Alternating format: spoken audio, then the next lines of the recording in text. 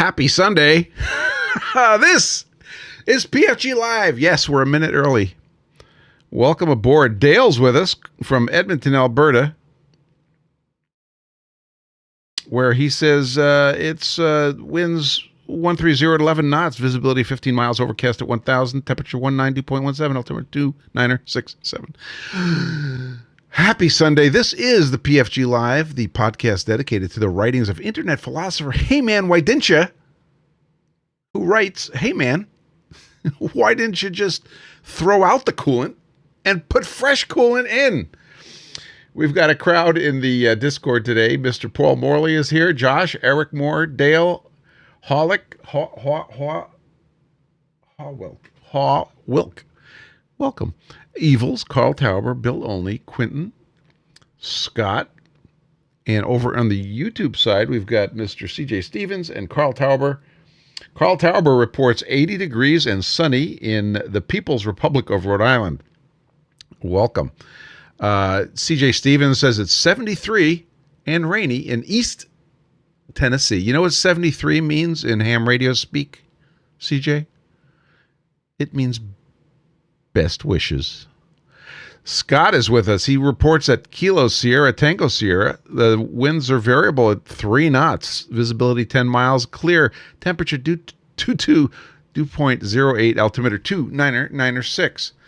Bill Olney in Rome, New York, the home of the Air Force Research Labs, says it's 93 degrees Fahrenheit, and he's making 4.5 kilowatts of photons. Welcome aboard. Paul Morley in Dallas. He says it's 88 degrees Fahrenheit. You know what 88 degrees means in ham radio speak, Paul? It means love and kisses. Look it up. Evils says that at Echo Bravo, a whole bunch of numbers means that it's pretty warm. Quentin says his METAR at Echo Hotel Kilo Delta. He says his winds are 230 at 14 knots. 190 variable 260. No significant weather. Scattered at 33,000. Temperature 2.21, dew point 15. Altimeter is metric. Eric Moore says in Kansas City is 89 degrees Fahrenheit. It's pretty warm today. 64 degrees humid. 64% humidity. 18 mile an hour southerly winds, and we just entered a heat advisory. Here in the New Hampshire, it's 82 degrees, 50% relative humidity, winds out of the north at 1 mile an hour. Did we miss anybody? We were going pretty quick there. I think we got everybody. The Manchester airport presently reports winds calm. Visibility 10 miles, scattered at 5,000, scattered at 25,000. Temperature 27, dew point 14, altimeter 2,997. The remarks are unimportant. And Evils is reporting a Bundaberg. Excellent, sir. Yeah, it kind of is Bundaberg weather. I think one of these days I will surprise you. I guess I have to do it once a month. I think once a month I can have some sugar-laden drinkable. But not this day.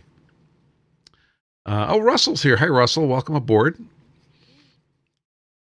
Carl Tauber says, new music, question mark? No, we had the same old music.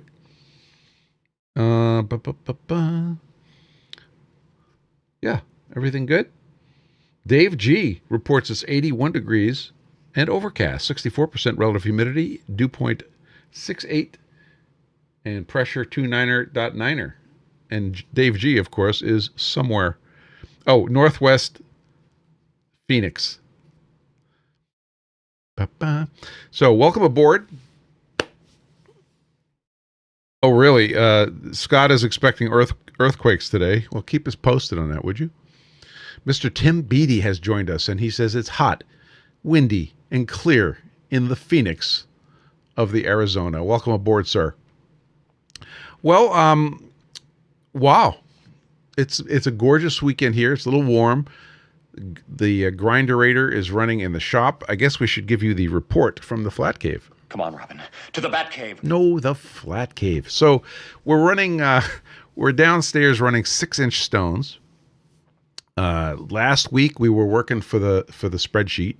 Spreadsheet says you are out of 4-inch stones. So I made 4-inch stones. And what do I get an order for? That's right. 6-inch stones. So today we're running 6-inch stones, and they will be back in stock in a couple of days. But right now, we are also cleaned out of 6-inch stones. Let's see. We got 2 really nice product reviews, and I wanted to say thank you. The first one is from Lay. Lay says, he says, great product and great service. Thank you. You are so very welcome, and I appreciate having you as a customer. And this one from Chase, he says, fast shipping and crazy quality. You didn't think you were going to get sane quality around here. Also packaged really well. Can't recommend enough. You could try, though. Thank you, Chase. We appreciate that very, very much. So that is the report from the Flat Cave. We interrupt our program to bring you this important message. Community notes. We have some community notes. Big thank you to Mike at Airgas for the hat. And welcome to Russell, who is also lightly related to the same outfit. I walked in, was it Friday or Thursday? I think it was Friday. And I said, do you guys have a hat that I can get? And it was 12.7 nanoseconds that I had this hat in my hands. It was really nice. Thank you very much. So the hat today is Airgas.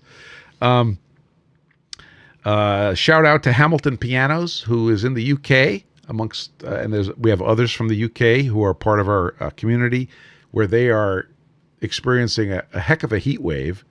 And I think it's just breaking, I believe. But shout out to you.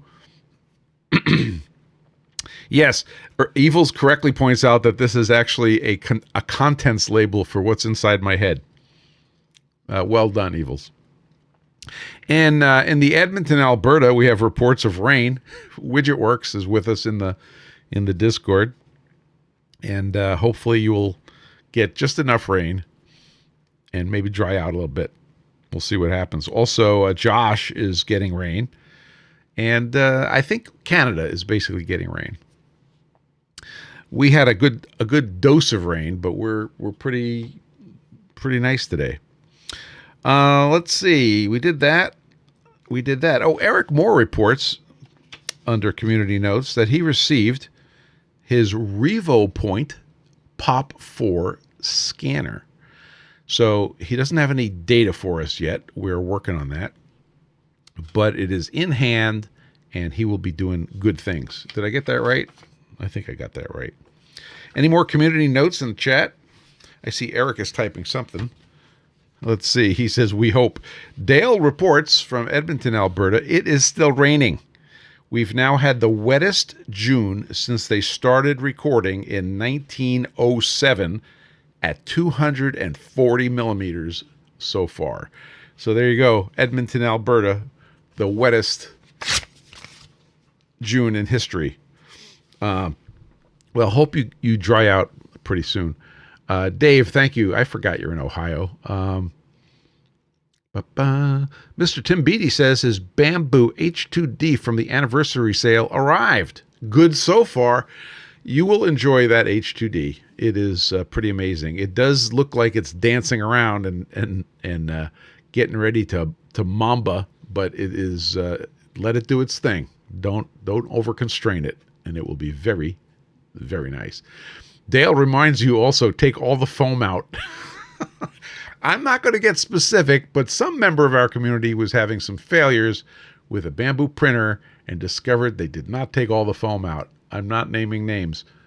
Take all the foam out.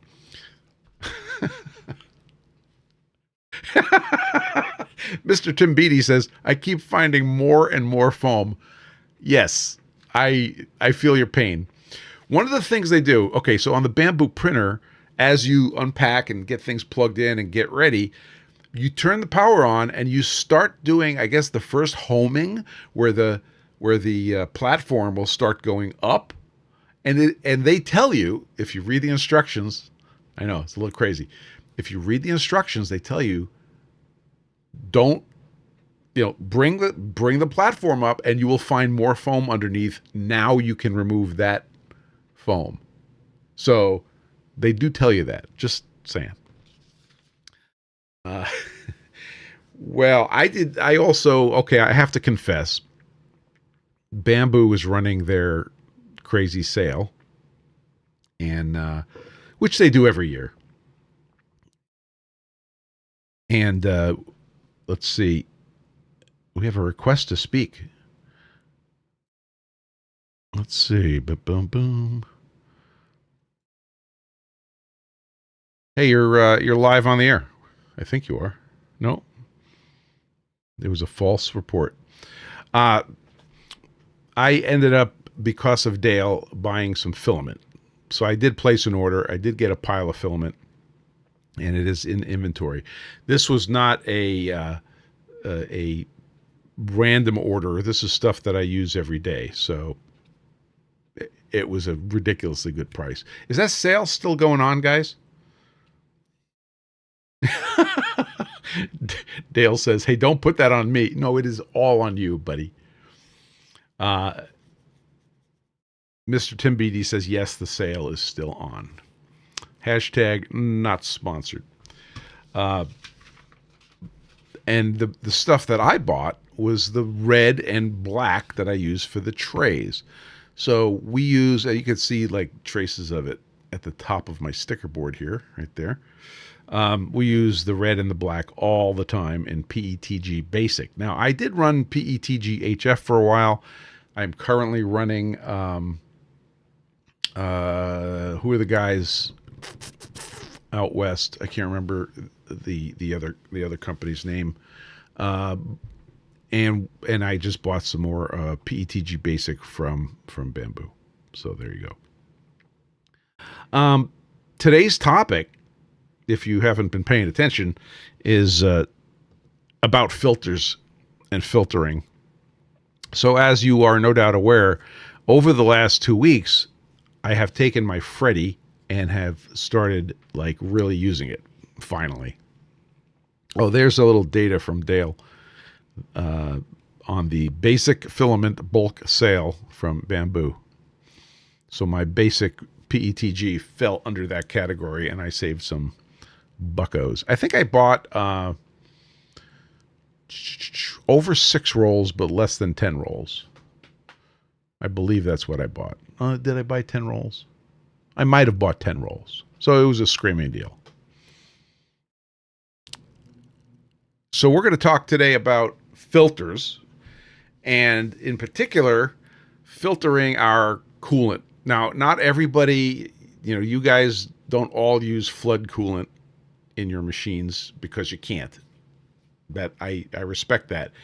I will say that once I had machines that were able to run full flood coolant, and this includes the mill first and the lathe second, and finally the grinder, it was a joy, and it worked really well. In some applications, minimum quantity lubrication, MQL, is a fine thing. I ran on my Harrig grinder, I ran a mister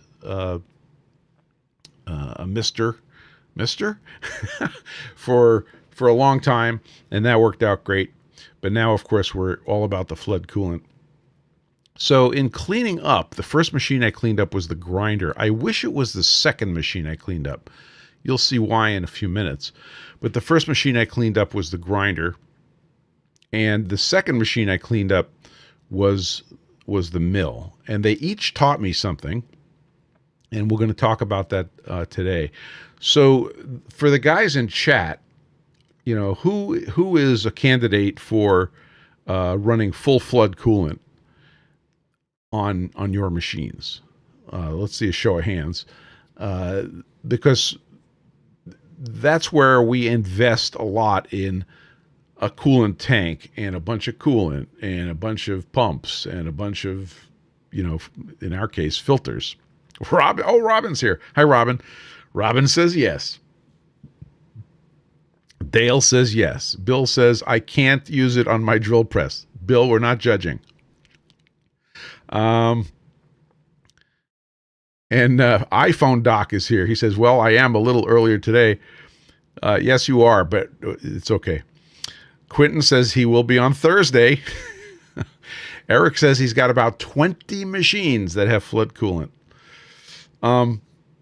So, we were joking around about it in the opening, but you don't just throw out coolant after you use it. We recycle it over and over and over again, and we filter it over and over and over again, hopefully, so that we can use it. So it's actually very economical once you have the setup.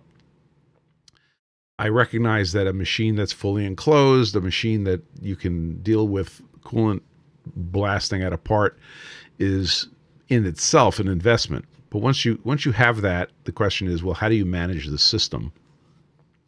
And once you've got some sort of enclosure figured out, a way to manage all the spray and the stuff that's coming off the parts, the second question is, well, how do you recirculate it and how do you clean it as you use it? So today we're going to be talking about filters and coolant cleaning. And today I actually have some notes, so we're serious.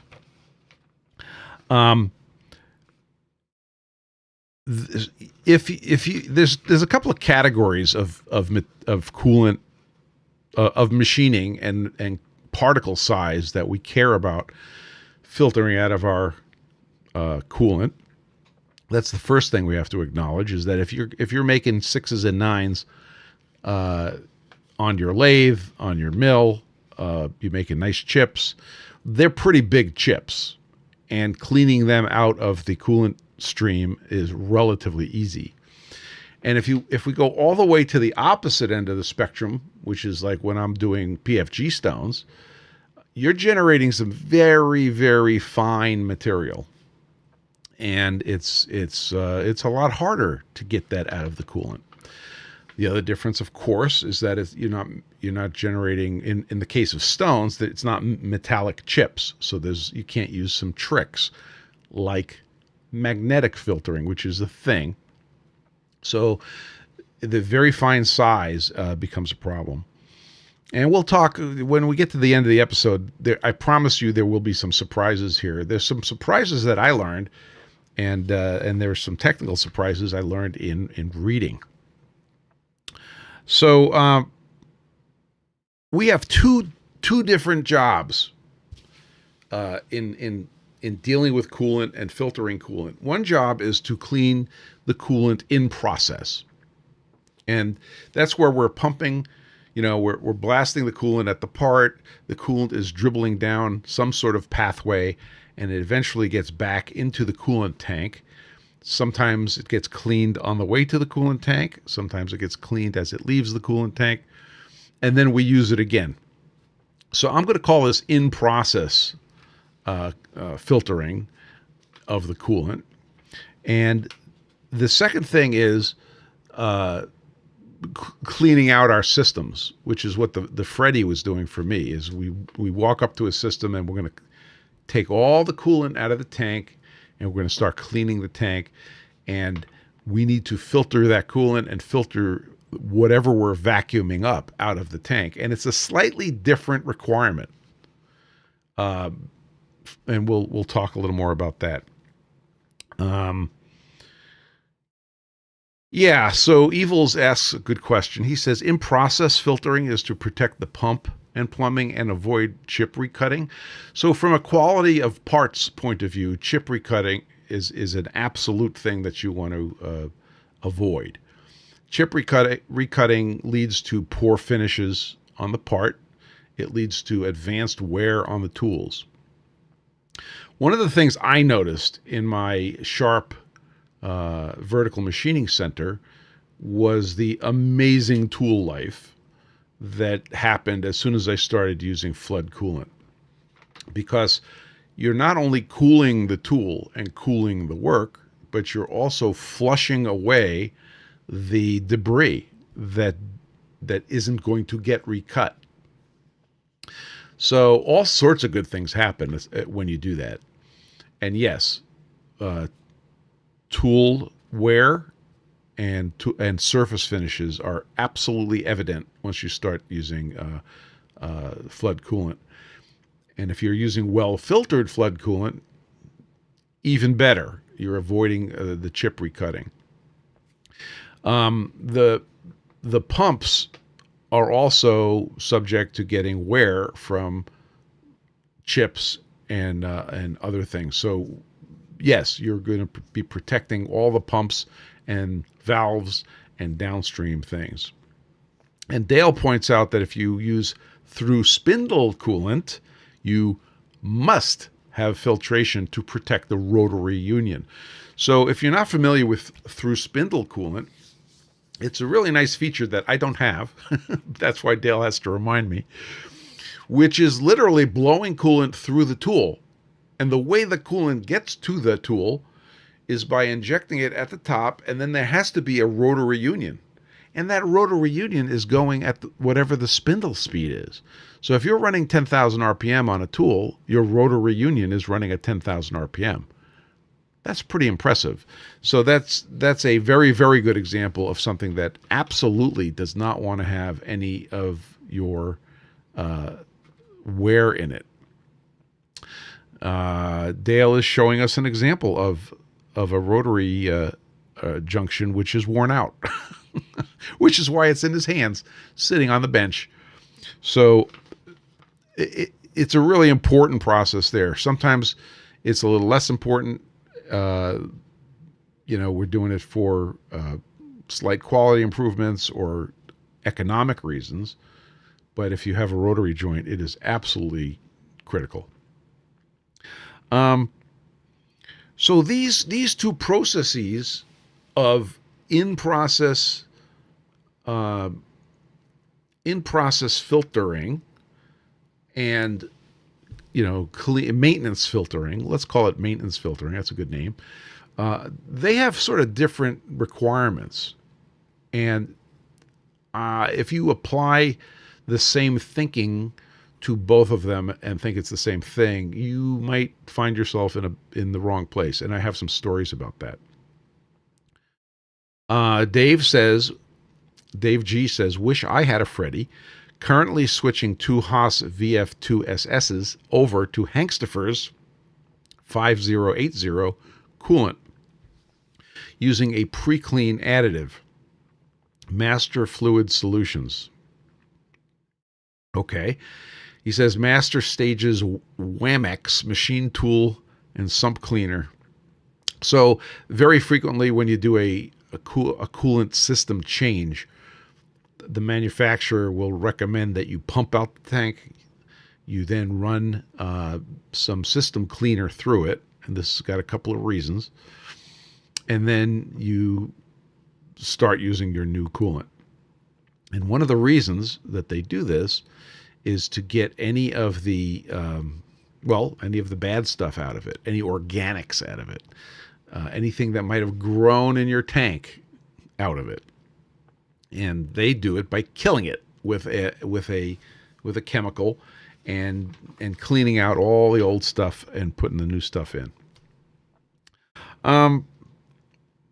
So the reason, so when we have a Freddy, okay, and we're doing, or other brands, it doesn't have to be a Freddy, and we're doing a tank clean out, one of the things we want to make sure we do is get all the bad stuff out and filter it out. So let me show you what that kind of a filter looks like.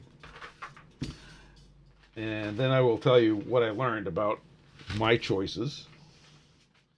If you're on the podcast, I'm just shuffling around to get a filter to show you here. All right.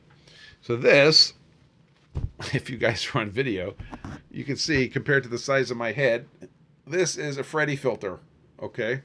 It is pretty big. It looks like a little trash can made out of this filter material.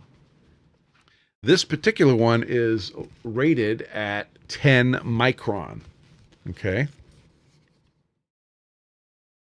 And the interesting thing is, when you look at these tags, on the filters.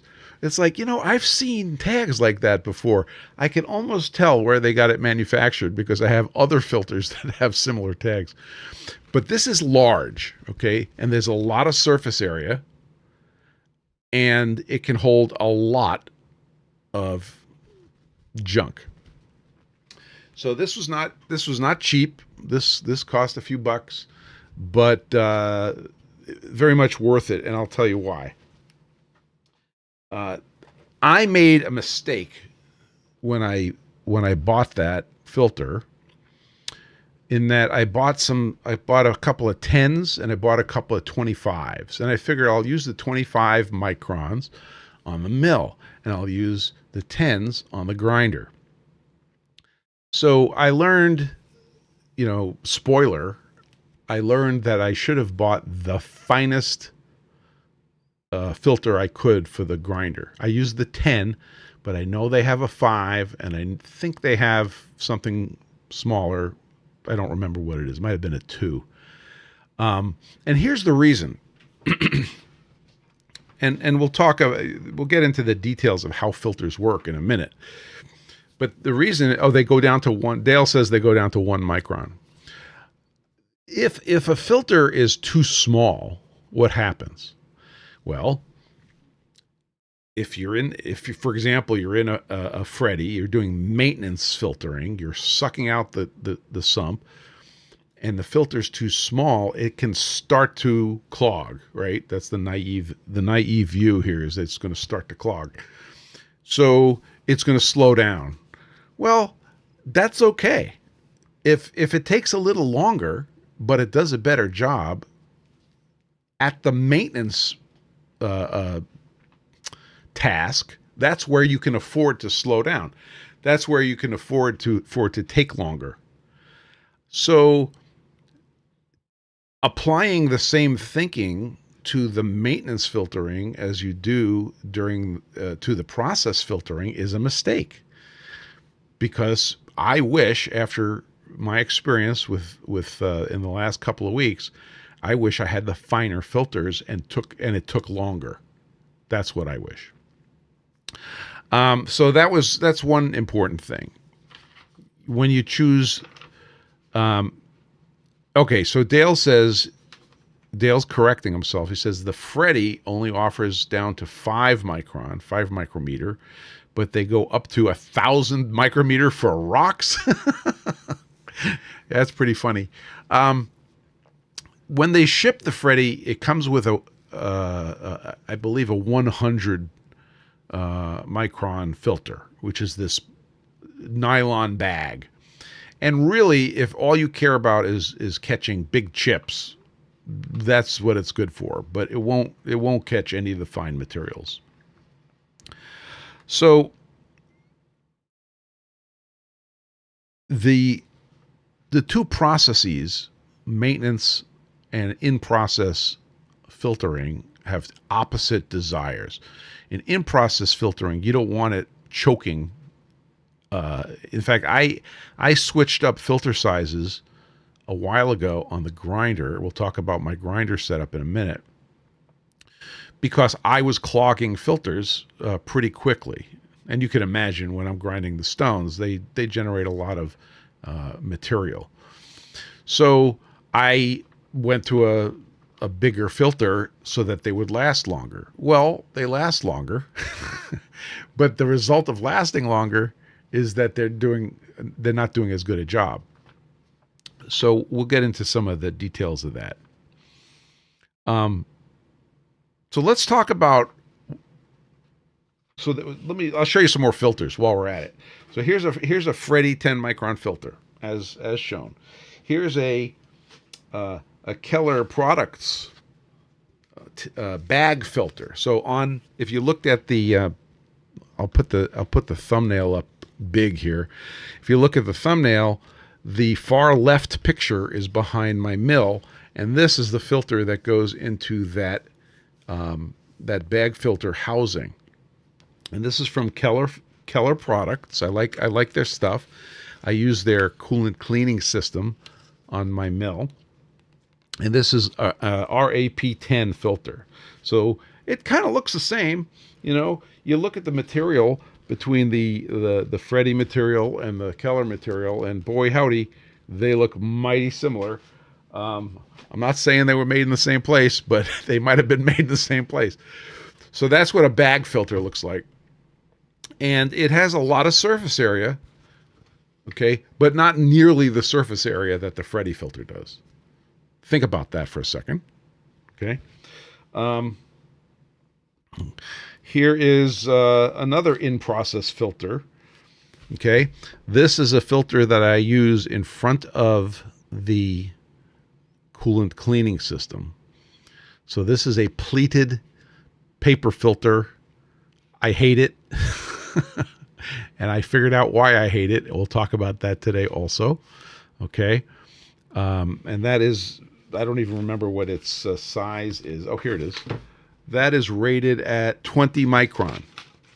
So that's just the going into the coolant pump and then recirculating. Then we have, this is I guess a spun filter. What do we call that? It's a cotton or other kind of yarn that's spun into a filter. This one's rated at 10 micron. I use this for water in the house. So this is a 10 micron filter for the whole house filter. Every morning, honorable wife makes coffee. She uses this filter. Everybody recognizes that because it's in the supermarket. That's a coffee filter. So this also has some sort of a rating associated with it. I don't know what it is, but I do know that honorable wife is happy when the coffee gets made. Here's another one. This is a tea bag. And if you want to learn a little bit about filtering, take a good hard look at how your tea gets made. So this is a filter. This is a tea bag, right? So it's got an integral filter and it's got an amount of tea in it.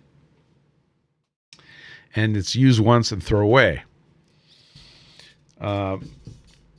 Here's another filter. This is a stainless steel perforated filter that's very coarse. And it's very good if you're making pasta. Here's another filter. This is actually a pretty important one. This is the paper filter material that gets used on the band filter on the grinder. So if you watch, if you follow me on Instagram, I think I showed some of these last week, but the band filter that's on the grinder, this is the material that it drops out of the machine right into this filter. And it goes down into the tank.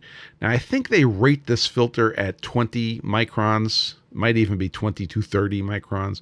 But as you can see, without really trying very hard, it is, not impressively fine, and it's definitely not impressively thick.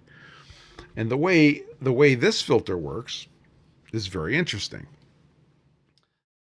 This filter is laying on a band made out of chains, and it is formed into a bowl.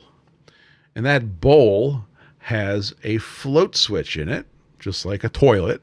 And if it gets clogged, then the liquid rises, it activates the switch, and then the band moves down the road, pulling new material in and dumping the old material into a basket.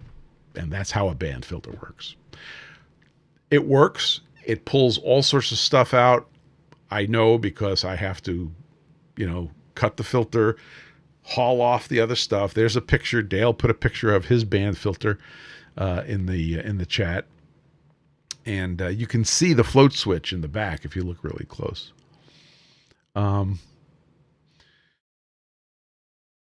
Okay, so Evil says, what filter is in your shop respirator? So while we're going down our list of filters, I actually took the time and I made a list of the filters that I have in use. So let me read you this list, and you guys probably have a very similar list. The bag filter on the mill, we just showed that. The settling tank on the mill. Now, a settling tank, not an acetylene tank, but a settling tank is a method of filtering. And that is on the mill. Coolant cleaning system pre-filter. I just showed you that one. Coolant cleaning system settling tank. So there's another settling tank. The DeWalt vacuum filter times 2. That's another filter. 2 shop vacs, also with 2 filters. The band filter on the grinder. The cylindrical filter on the grinder. So after my band filter, I go into another cylindrical filter. The air filter near the surface grinder. So I have a room air filter that's running as one of these big ones. The mist collector filter. So we have a mist collector over the grinder. Has another filter in it. The respirator filters. You are correct. So I have a filter rated for organics. So it has carbon granules in it. And then it has, I don't remember the size of the particulate filter in front of that. The torch cooler filter. So I have a Miller welder, and I have a liquid cooled torch on it for TIG. And believe it or not, that closed system has a little cylindrical filter in it that I'm supposed to check and replace and or clean. The Freddy, of course, has a filter on it. And you could change that, as we discussed. The filter on the air conditioner. There's a filter on the air conditioner.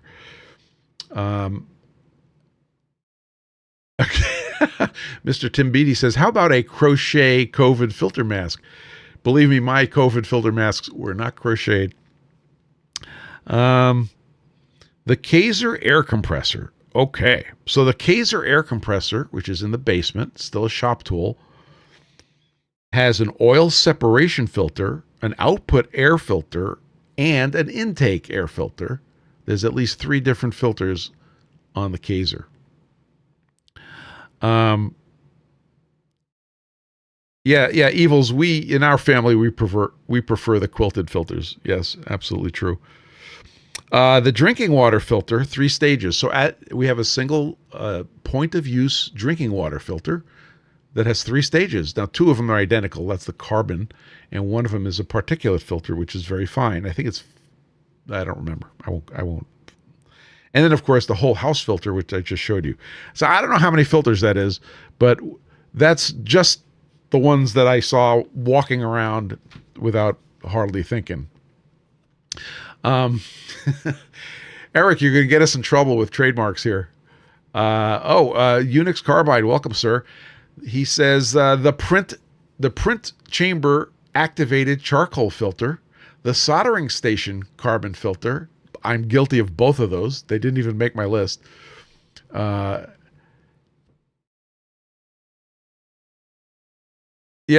Evil says that the TIG water cooling system that he got running a while ago has no filter, not even a settling tank. The outlet from the reservoir is on the bottom. I am so sorry, sir. I am so sorry. You can improve that. So we have a lot of filters in our lives. Unix reports his aunt has no filter. I've been told I need more of a filter. And let us continue. Eric says my air filter has 3 filters. So if you're wondering what to do if you retire from your day job, I would start a filter company. Okay, Mr. Tim Beatty says any wideband filters. So, case in point, PFG.Live 2026-0111 and 118, we talked about electromagnetic filters. I am here to tell you that absolutely everything we talk about with respect to filters today is completely analogous when it comes to electromagnetic filters and RF filters, okay? So I did lose sleep over that a little bit. Also, we had a nice chat with John Saunders back in 2025 1228 or December 28th on coolant, and I think we probably talked a little bit about coolant filtering in that episode. There are spam filters. Okay, hang on. We don't use spam filters in the shop, obviously. So back to particle size exclusion filters for coolant in the shop. How's that? Let's talk about the mechanisms that they work, that they use to work. This really was a surprise to me when I did my research. The first one is pretty obvious, and we could do a little thought experiment. Josh says mucus and hair filters. We're going to do a little thought experiment and go back. I bet you didn't think we were going to go back to this filter. If we go, just let's imagine for a second that we have a sheet of metal, and we have a hole, and we're going to put a hole in the sheet of metal. Okay, and now we have a ball that is a little bit bigger than that hole. So if we throw the ball at the hole 1,000 times, how many times will it go through the hole? And the answer is, unless we fire it really fast, which, by the way, is a failure mode for filters, but it's not going through the hole. Okay, now let's grow the hole a little bit. So now that it's a little bit bigger than the ball we're going to throw at the hole, and we throw it at the hole a whole bunch of times, how many times is it going to go through the hole? The answer is, it depends on our aim. So sometimes it's not going to make it through the hole. It's going to hit the edge. Sometimes it's going to just make it through the hole. So now we're starting to get some penetration. Third stage, make the hole really big. Make it 10 times bigger than our ball. How many times can we throw that ball through the hole? Pretty much all the time. So the first method that filters use to work is called sieving or straining, and that's how this guy works, right? This guy has holes. I would guess those holes are 2 millimeters. Okay, and if we put a whole bunch of 3 millimeter ball bearings in this sieve, they're staying in there. If I put a whole bunch of 1 millimeter ball bearings into this sieve, they're going to start coming out, but not necessarily easily. Okay, so now that's the first method, and that's the easiest thing to think about. It's like, oh, I'm going to buy a 10 micron filter. I mean, it says it right on the label. It says right here, 10. That's 10 microns. That means all the 11 microns particles are in the filter, right? You already know the answer to that, and the answer is not necessarily. Unix, that only works if you're the NIX. If you're the NIX, the particle always goes through that hole. I recognize that. Dave G says there are some filter systems that use magnets to pull ferrous particulates from oiling systems. Yeah, we mentioned them before. You are 100% correct. And we'll get to that.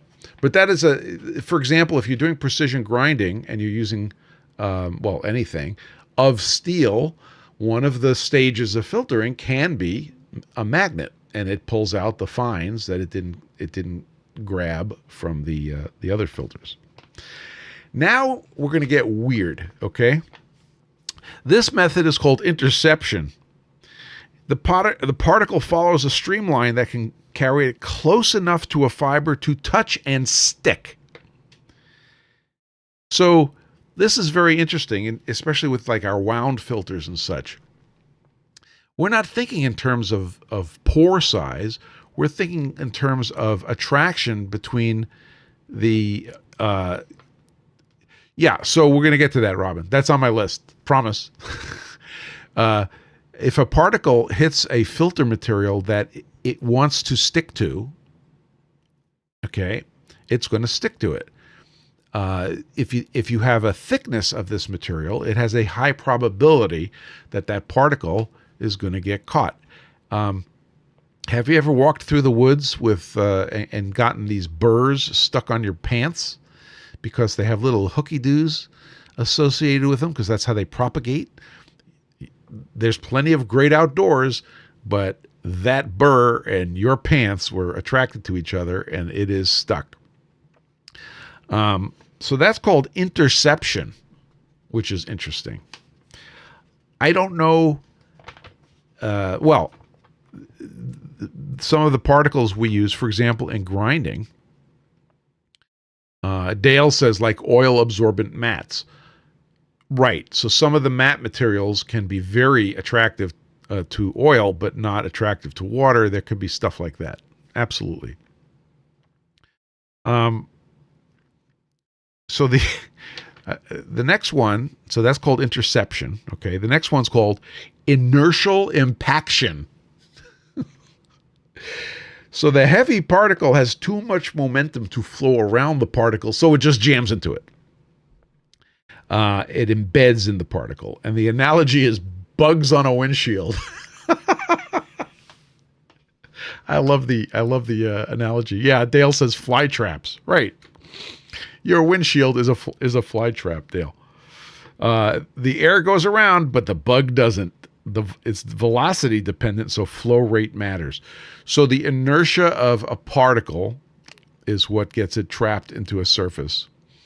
There we go. You guys are going to be living that Knicks win for a while, aren't you? Oh. So, in where are we? The fourth one is called diffusion, or Brownian capture, and this one is counterintuitive. The smallest particles get jostled randomly and wander off their streamline, and they bump into the particles. They bump into the fibers by accident. In other words, slower flow equals more capture.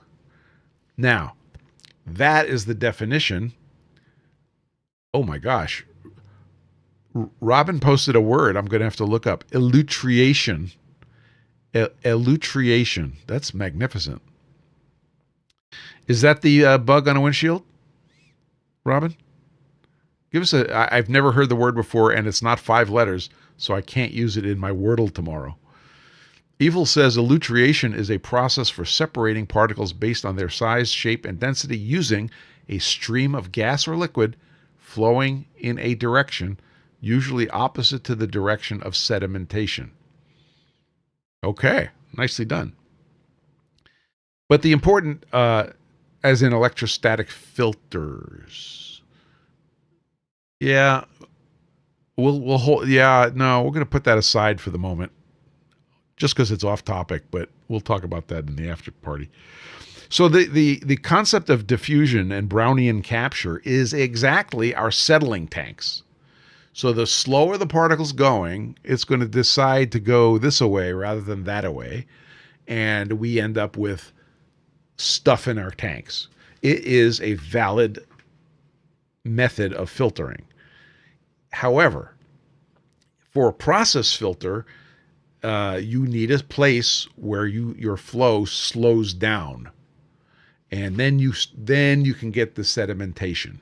Okay, and let's talk about that for a second, because both, any of your 40-gallon, 35-gallon tanks, I have on the grinder, like I have on the mill, they have that. They have a slow place where stuff is going to settle out. And we have some concerns about that. Dale says, is desiccant a type of filtration? The answer is yes, because you have particles, you have air, you have moisture particles, as in water vapor, and it hits a place that it likes to be more than it wants to keep going, and that's your desiccant. Yeah, that's filtration, and we use it in the shop. I'll allow it. So let's talk about these sedimentary tanks, because boy howdy, 2 weeks ago, I scooped up I scooped up 45 pounds of sludge that I didn't know was gathering. So there's two things I could say about that. Number one, dude, you got to get on top of these things more frequently. Accepted. And number two, that was impressive filtering by not doing much, right? So the coolant from the grinder drops through the band filter. A whole bunch of it gets taken out. I would say the majority. And then some of it doesn't, and it goes into this standing tank, and it drops out of the solution and gathers on the bottom. It was an impressive piece of filtration. So don't knock it. The problems are if you have sedentary material and if you have this non-moving liquid, you could have stuff growing in it. And one of the things you could have growing in it is an anaerobic bacteria. And those of you who have gotten your coolant stinky, okay, that's an anaerobic bacteria, non-air, right? Anaerobic bacteria that is munching away on the junk in your coolant tank. And what do we do about that? Well, number one, we run the machine, right? If the machine is running, it's getting air, the coolant's getting aerated. A second thing you could do is take a pumice ball. What do we call that? An aeration ball that's used in aquariums, and put that in our tank to bubble air through the coolant, and that keeps down the anaerobic bacteria. It doesn't do anything for stuff that likes air, but if an air stone, thank you, Scott. That works really good. I've got a golf ball sized one that I've been running for a very long time in the grinder, and it works fabulously. And the total cost on that was under $30 for a aquarium pump, plus these stones, plus the tubing. It was an awesome investment. And the third thing is that there's typically not enough light for algae to grow in the tank, or other types of, if it's not algae, it could be some other types that need light. You know, what does it need? It needs water, light, probably warmth, some sort of nutrients that we don't think about, and you get algae. So yeah, don't do that. So these are the ways we can filter, and they don't have to be expensive. There are some pretty reasonably inexpensive ways we can attack this. So let's talk a little bit more about particle size. Evils makes a couple of good points. He says the air stones help eliminate flow dead zones, so it keeps the flow moving. Excellent. He also points out quite correctly that air stones do increase evaporation. So this is an example of a trade-off in your filtering system. But for example, if you're losing water in your system from when it's not being run, or even when it is being run, chances are you're not losing coolant. So the coolant is oil-based, and it's not going to evaporate like the water. So I find, personally, that I put in gallons and gallons of water and only little teeny bits of coolant occasionally. It's the water that evaporates. Now, Dale, who lives in Hoth, says he loses 100 liters a day in the winter. 100 liters a day. Holy cow. Okay, moving on. Let's talk about particle size. Okay. If you want to get semantic about it, Mr. Unix Carbide, what about distillation as filtering? Well, it's not particle size exclusion. It's a different mechanism, but you are definitely sorting particles. So I would argue that distillation is a form of filtering. I'll allow it. And I've seen your shop, and I know what you distill, so I'm just gonna agree with you. Okay, this is really weird. There is something that goes on in filtering which was totally non-obvious to me. But now that we've talked about all the different methods, let me read these to you. You can have, it's pretty obvious that if you have big particles, okay, maybe big chips in your mill, and it goes through your filtering system, they're going to get caught, right? It's also obvious that if we have small particles that are smaller than the typical filter size, they're not going to get caught.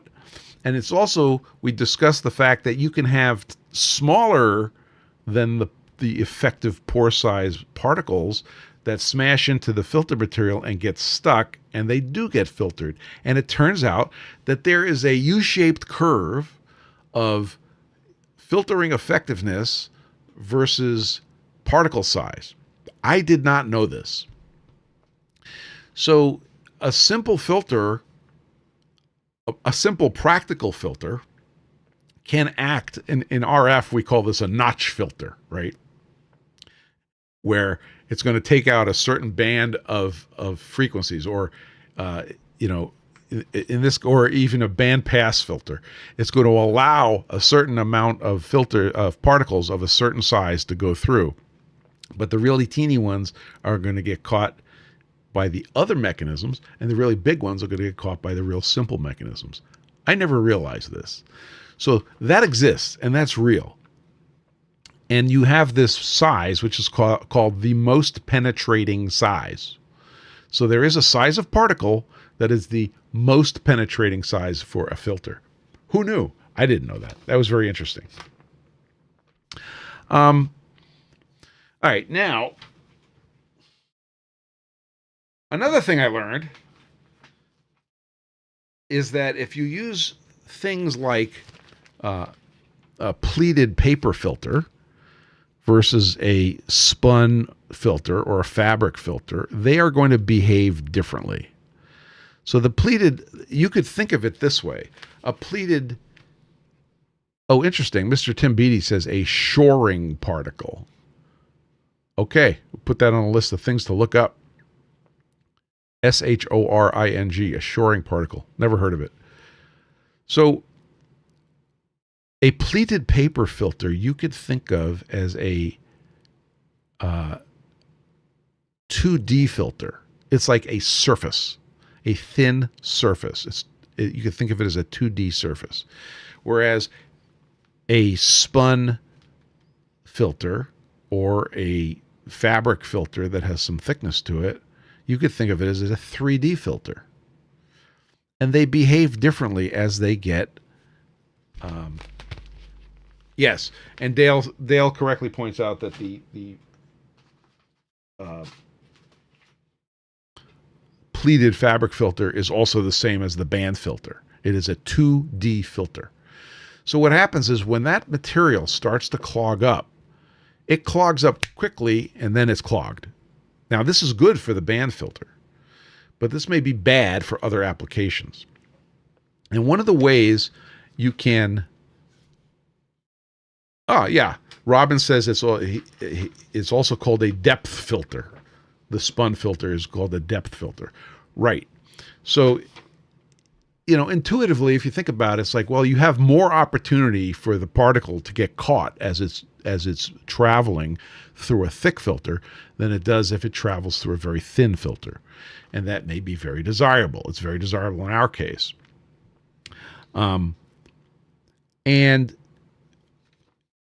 let's see. The depth filters have a gradual cutoff. So as they clog up, they get a little bit worse, a little bit worse, a little bit worse, a little bit worse, a little bit worse, and then they fail. The 2D filters are going to clog up very quickly and then fail hard. So how do you use that knowledge? Well, one thing you can do is if you put a pressure gauge in front of a filter and then on the other side of the filter, or you get a really fancy pressure gauge that is a differential pressure filter, it will tell you as flow is going through the filter how clogged the filter is. This is what I have on the grinder. And I can tell you that I watch those pressures, and they're like completely normal for a very long time. And then I start seeing a little dip. Now the filter, my second cylindrical filter, which I monitor this way, is what we would call now a 2D filter.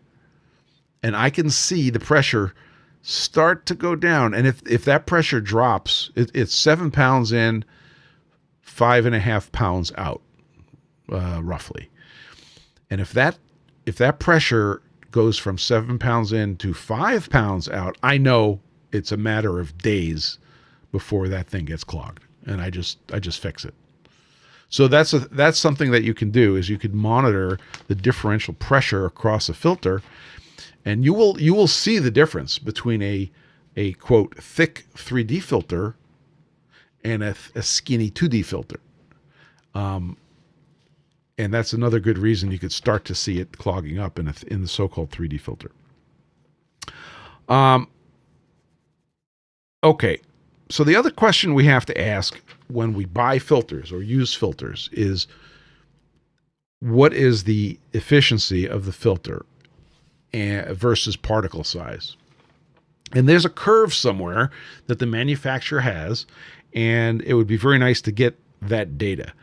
It's called the beta ratio. It's called the beta ratio is the particles upstream divided by the particles downstream at a given size. So it's size versus beta, or capture.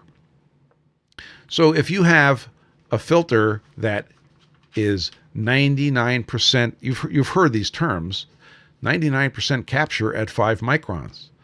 That's a single point on this curve. But if you can get the whole curve, you can start to understand what this filter is doing. And the trap is depending on a single stage, single size filter. So that was the aha moment for me. It's like, oh, okay, this is it's like in radio, it's a multi-stage filter.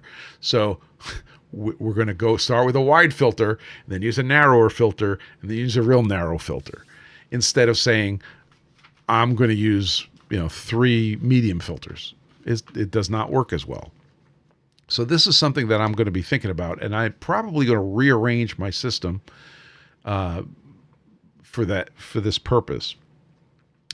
Another thing I came up with is 2 interesting thoughts. One is the cylindrical filter that I have in the grinder, which is effectively a pleated material filter. It's a 2D filter. That versus a bag filter has some striking differences. And I think I'm going to get myself another bag filter housing and do some experiments.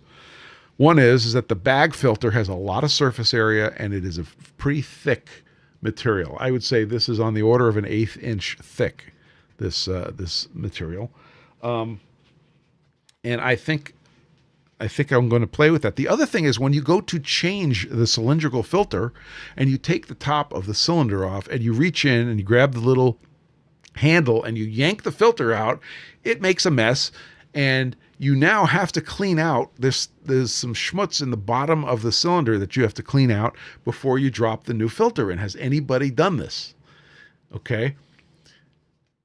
Then I realized, in a bag filter, you reach in, you grab the same handle, you yank the thing out, and you take it and you throw it away, and you don't have to do any additional cleaning. This is a big deal in terms of maintenance. It's very easy to maintain a bag filter, and the cylindrical filters are, it's a project. I'm gonna change that thing. It's going to be the project for today. But if you had a bag filter on it, and I told you had to change it every week, it will take you literally 45 seconds, and you will have changed the bag filter. Whereas the cylindrical filter, you got some cleaning to do, which is why you have a Freddy. Hashtag not sponsored. So that was another epiphany that I came up with. The other thing I thought about, this is very interesting, because I was thinking about filter clogs. Does anybody ever change the oil filter on a gasoline engine? Anybody? I have one less gasoline engine in my life.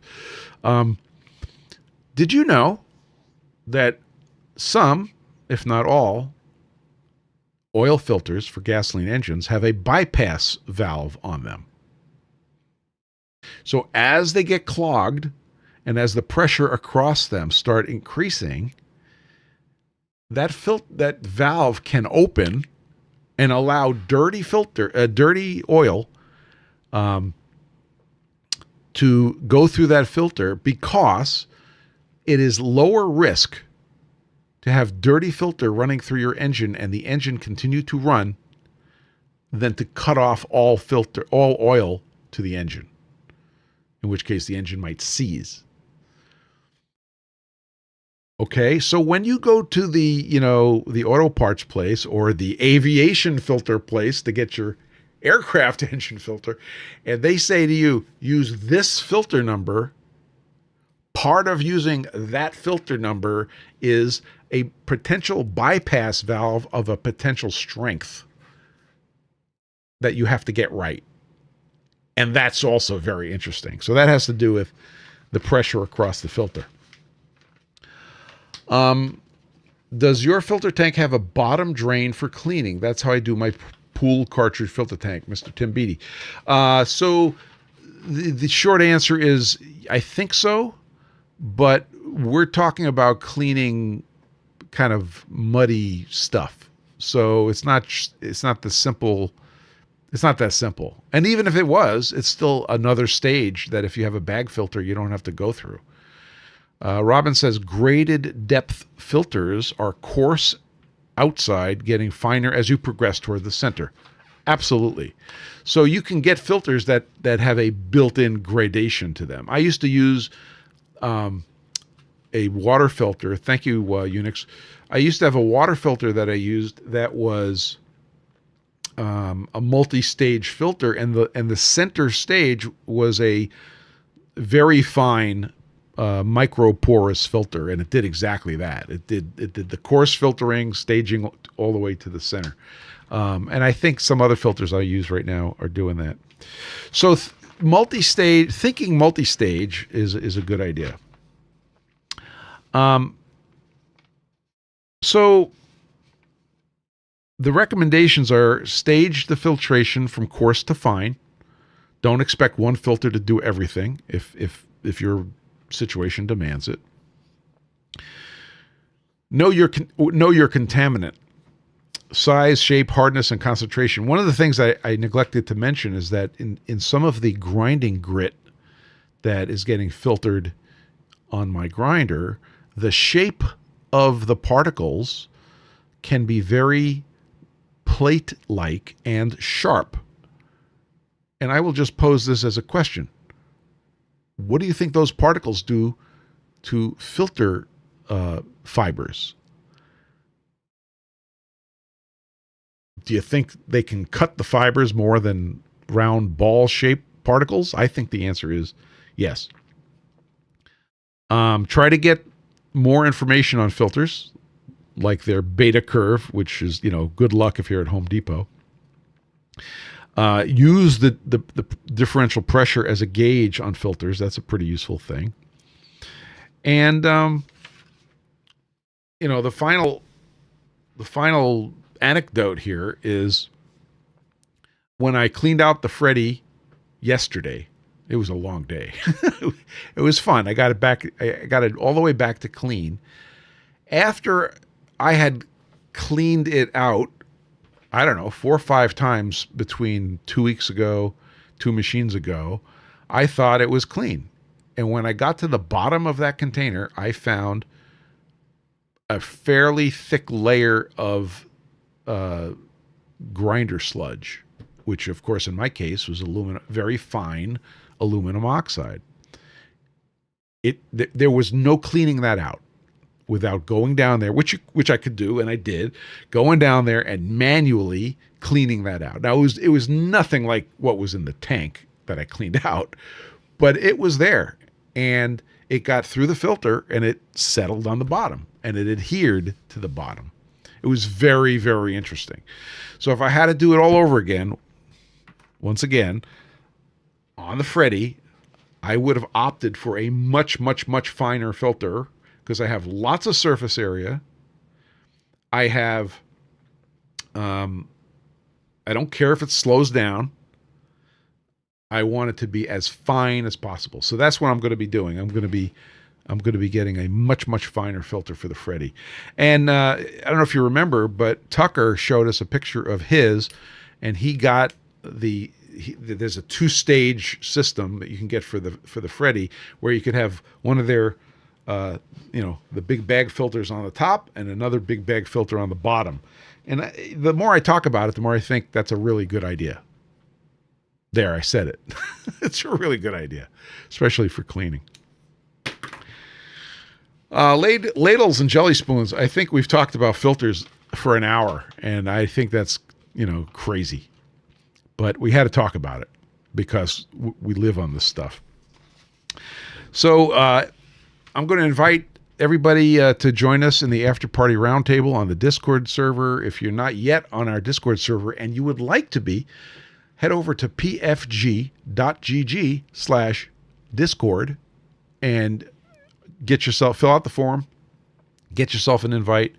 If you need something flat or something to help make something flat, head on over to, there it is, PFG.Stones.com and get yourself a set of PFG Stones, because the quality is crazy great according to customers, and I think you will rather enjoy them.